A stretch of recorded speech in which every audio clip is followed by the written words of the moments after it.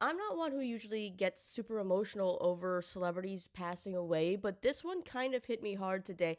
Michelle Trachtenberg. And I think that's because a lot of us grew up with her, wanting to be her because of a lot of her projects. And so I wanted to run through some of my favorite Michelle Trachtenberg movies and TV shows. And for those that don't know, it was announced this morning that she passed away. Right now, the cause of death has not been announced, but there have been sources to the Post saying that she recently had surgery or a liver transplant, so it could be complications with that.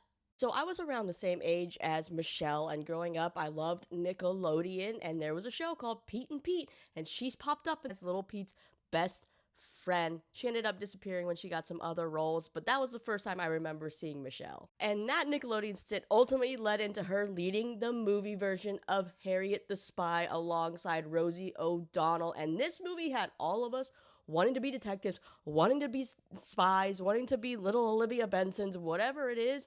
This had us journaling, had us doing so much, and I still think this is a classic that sometimes I go back and watch every now and then. And I always loved gadgets and gizmos, so I loved the Inspector Gadget cartoon. So they brought that to life in 1999. She starred alongside Matthew Broderick in Inspector Gadget as Penny Brown, his niece. And then right after that came one of her biggest roles of her career. That was as Dawn, Buffy's little sister in Buffy the Vampire Slayer. It seemed like right after she finished her stint on Buffy, her star was obviously rising. She went on to be in the comedy Eurotrip.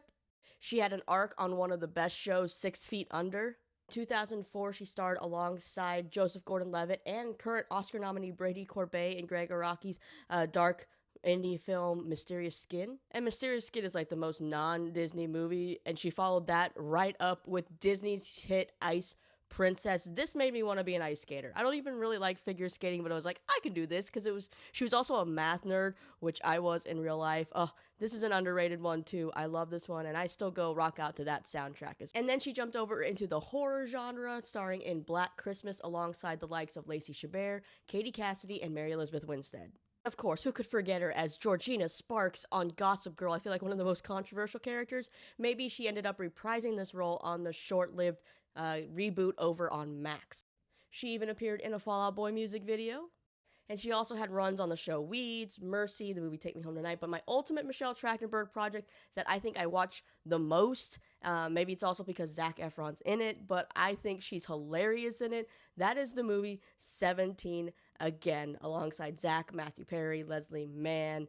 We had Sterling Knight. This was such a good cast. And it's just for me, comfort movie. And I think she's great. So I think I'm going to go watch that tonight, but I want to know, what was your favorite Michelle Trachtenberg project?